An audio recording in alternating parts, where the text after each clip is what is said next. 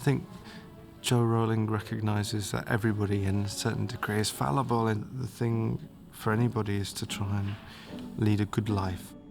And ultimately, Slughorn is this man with a terrible secret. He gave the young Voldemort some information which has allowed Voldemort to gain such a purchase on power. And Slughorn is partly responsible for that by giving him this piece of information. And I think Slughorn is basically saying, look, I was fallible. My vanity and my pride and my fear meant ultimately that I was foolish enough to give this information. That notion that we have choices throughout our lives, to lead a good life or to take the wrong turn, I think is a constant in the books and is a constant in these films.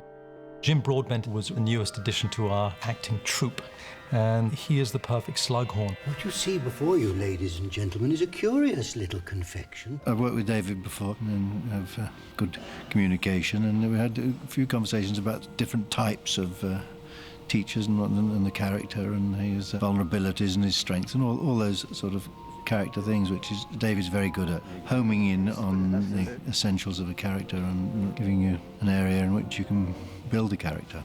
453, take one. I think Slughorn as a character is someone who people nowadays will be able to see a lot of the world around him, because he's obsessed by celebrity. And he's obsessed with the idea of sort of reflected glory, and all his former students who've gone on to great things, he has pictures of them on his wall. And the other ones who didn't do anything particularly spectacular, he discards, you know, he doesn't care about them.